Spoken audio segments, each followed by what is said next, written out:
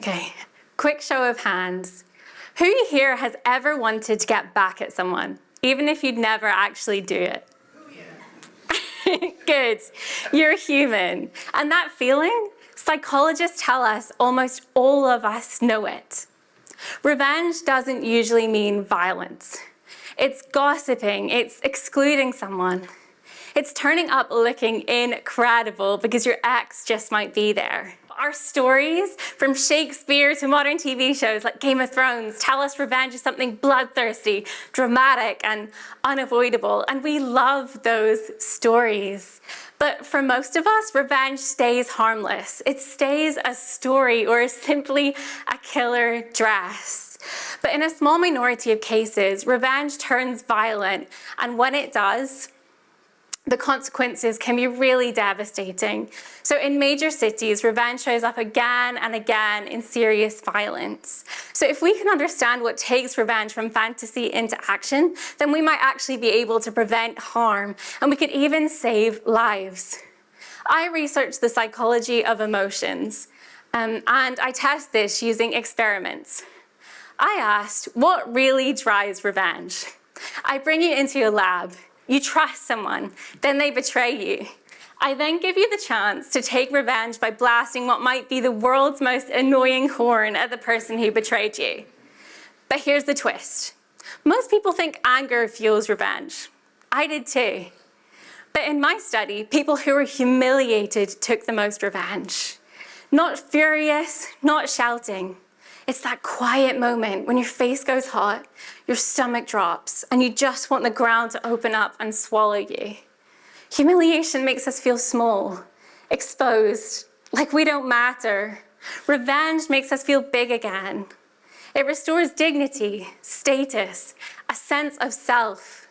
So if we want to prevent violent revenge, we need to stop telling people to just calm down.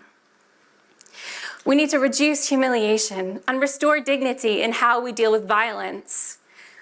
And that changes how we prevent it, because violence doesn't start with anger. It starts with feeling small. Thank you.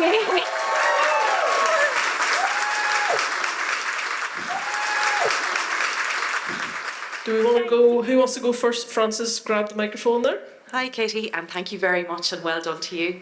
I guess as I was thinking through this, I was kind of going, does this make you a bigger person when it comes to being wronged, now that you know the theory behind it and so on? Yeah, no, that's a good question. So because I study revenge and crime victims, this is something I've thought about a lot. So when you experience crime, when you're a victim or survivor of crime, that can really damage your self-esteem, your self-image, your sense of agency, so you feel like you have less control over your life. And so there's some theories in psychology that revenge fantasies, just thinking about revenge, could help to restore some of that agency and make you feel powerful again. So in the moment, it might make you feel bigger. But another one of my PhD studies looked at revenge fantasies in the long term. So 6 months, a year after the crime.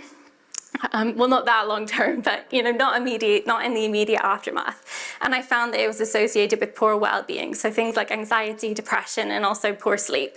So it's like it might help you in the very short term, but in the long run, probably not. Yeah. That's a fantastic answer. Thank you so much. I think we have a question here. Yeah, go ahead. Yes, well done. It's not easy standing up there, so fantastic. Well done. Thank you. Question for you. I'm almost scared to ask a question. What motivated you to look at this topic? Yeah, I mean, good question. I mean, to be honest, there was a PhD advertised on this topic.